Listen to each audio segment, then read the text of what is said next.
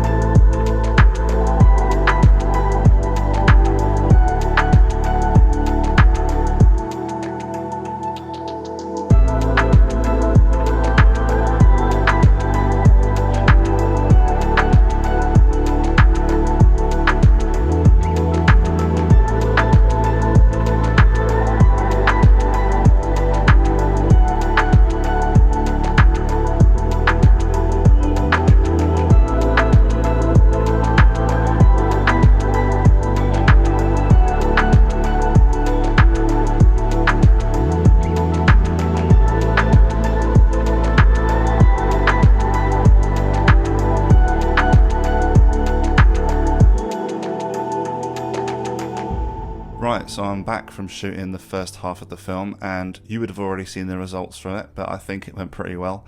I shot all of those photos at 100 ISO, which is about appropriate for the film.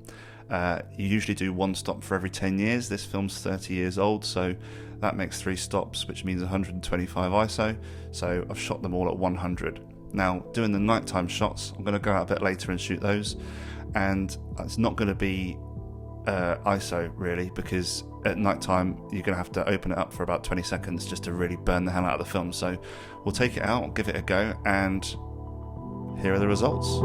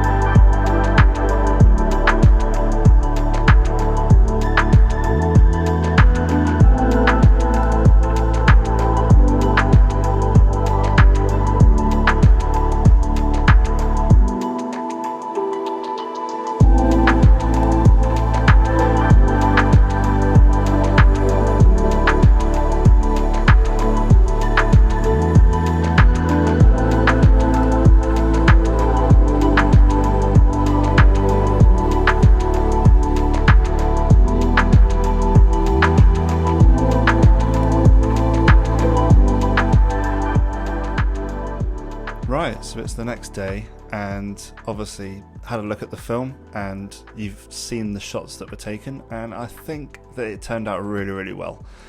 In comparison to other Kodak Ektar 1000 films that I've seen being shot, I think that maybe half of the daytime shots came out pretty good. They definitely have a cast over them, and that can be fixed in post, and I might do another video on how to fix those photos and make them look a bit more usable. But definitely really happy with the results on that one. It started off a bit iffy. Some of the photos are exposed better, shall we say. And yeah, I'm really happy with them. Moving on to the nighttime shots. Now, this is where it really blew me away, because every single one of those photos was shot at about 20 seconds or so. Just counting in my head. They were all done on a tripod, obviously, apart from the ones over the motorway with the light trails of all the cars. And those were done at about 30 seconds because there weren't a lot of cars on the road, so I would have to wait about 30 seconds to get enough cars to come past the camera to get the right exposure that I needed. So yeah, I think it all went really well, and I'd definitely pick up another roll of this film again in the future if I had to.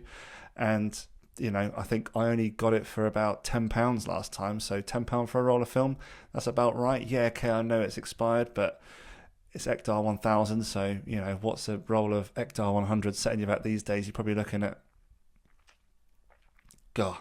20 quid? Maybe 25 quid? 50 quid for 2 rolls? So it's about half the price, and yeah, okay, it's not as perfect, but I'd get another shot, so... yeah, thanks for watching, everyone, and I hope this has helped you if you've been thinking about shooting this film, and if, you know, you've got any questions, write them down below, and I'll see you next time. Cheers.